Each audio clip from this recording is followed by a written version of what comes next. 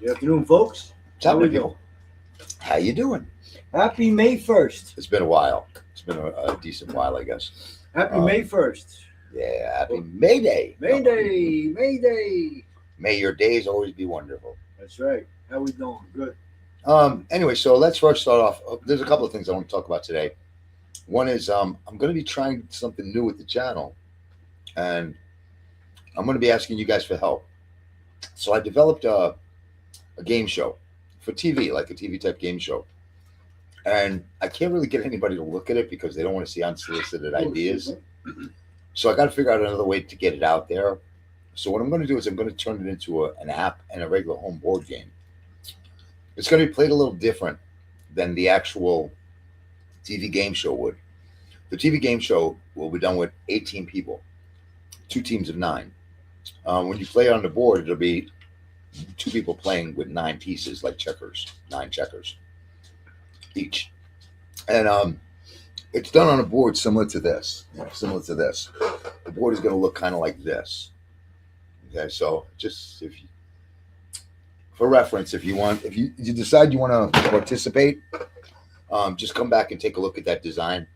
You do two ways: either email me, and I'll send you a download of that particular design, and you can just print it out, or you could just do what I did with that: is get a piece of cardboard and a marker, and just make that board.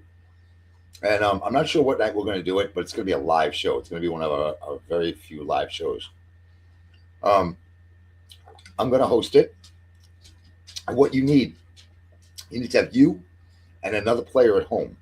You need 18 checkers or dimes, like nine dimes, nine pennies, something like that. Like where you have two separate teams. That board, and then the show. And the way it works is you take turns putting a piece down on the board. And there's 24 spaces with eight. Yeah, exactly. Thank you. There's 24 spaces on there. And you'll have 18 checkers to put on it, leaving six spaces. Those six spaces are called safe spaces. And the idea is to try to trap your opponent's checkers so that they can't move. They can't make a move. Okay? I know it sounds easy. You're thinking along, checkers lines and stuff. It's a lot harder strategically speaking than it sounds. But this we just played it. We tried. Yeah, I introduced him to it today for the first time. Anyway, so he just played it for the first time about an hour ago. So, and then the other part of it, which I've added to it, is there are questions. And the way we're going to work it with the show is it's a live show. I'm going to ask the question. So let's say it's, player A's turn. I'm going to ask player A a question. Okay, but it's going to be general for everybody. I'm not going to be a different question for each one of you. Obviously, I can't do that. So on the show, I'm going to ask you a general question like, how much is 2 plus 2? Okay.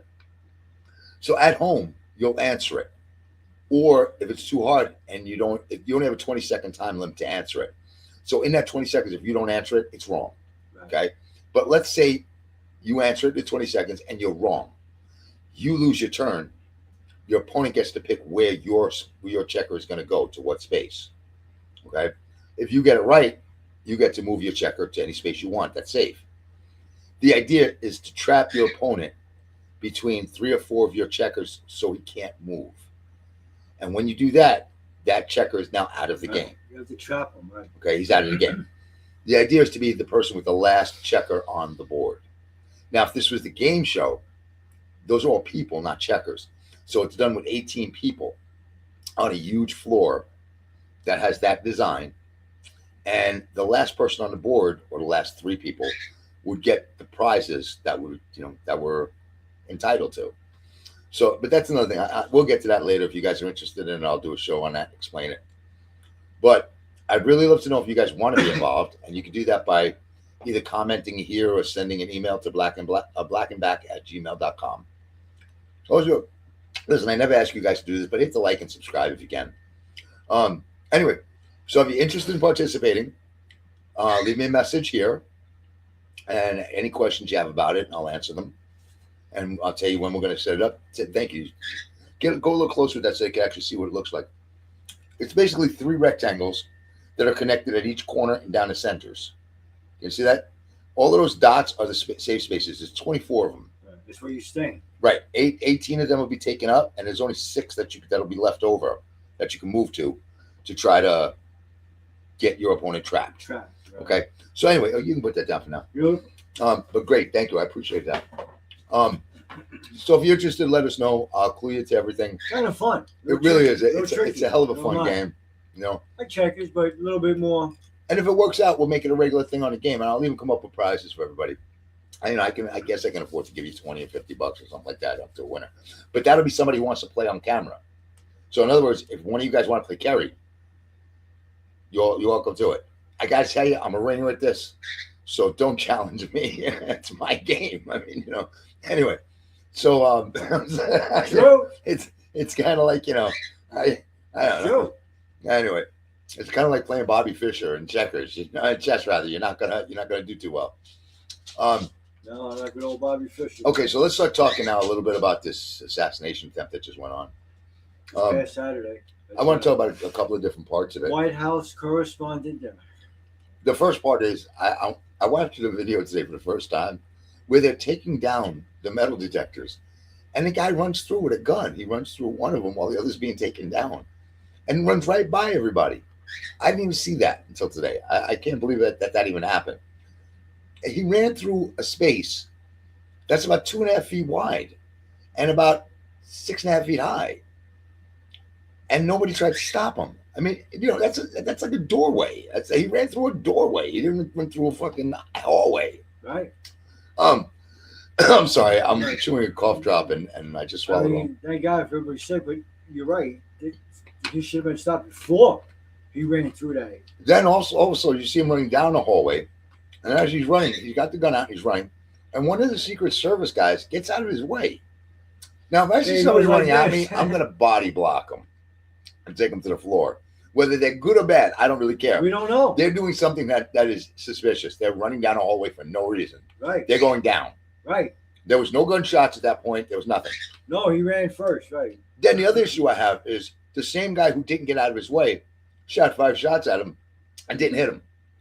So unless this guy was made of pipe cleaners, I don't see how you can miss.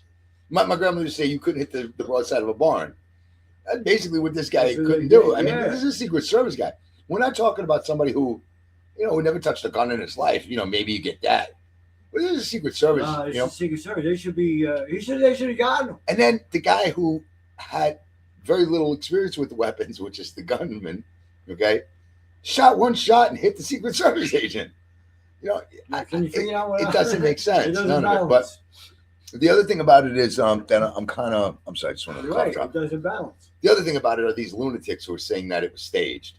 I mean, if you think honestly, They're mental. if you That's truly honestly mental. believe Yeah, that 4 assassination attempts were staged, and Corey Campagno gave his life in order for Donald Trump to look better, right. you're out of your mind. You're right. You're out of your mind. You're mental. You got a mental disorder, The other thing is, without a doubt. this guy is going to do life. He's not doing life for Trump when he's been donating to the Democratic Party since the day he was able to donate. I mean, it's just not the case. This guy, see, this is the problem that we're having, is we don't really live in reality, okay? We live in what we try to convince other people. Mm-hmm. And the more the other person goes, no, and you inside know it's not true.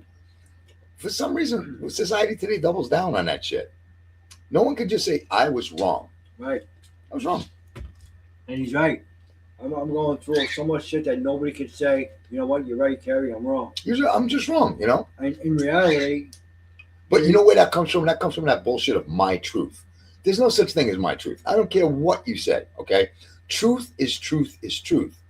Your desire, maybe, it's what you desire the truth to be, right, or your interpretation of truth, maybe.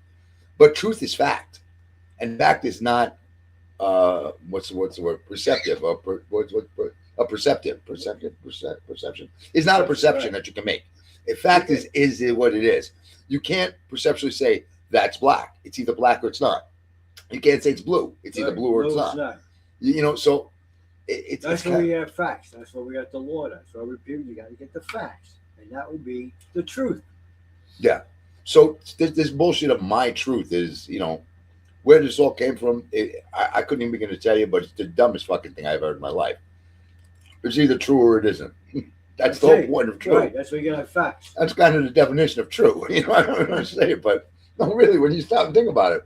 Well, it's true. See? But it's gotten to a point where it's so ridiculous that No, it's you're right. You're it's absolutely so right. unfathomable for one side of the world of the United States to accept the other side's decision to not vote the way they wanted them to vote.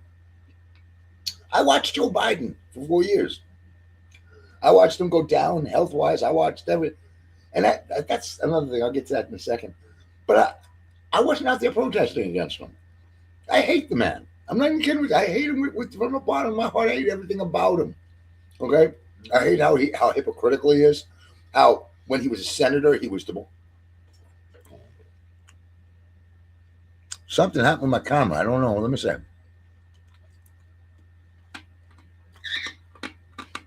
I'm going to end recording now.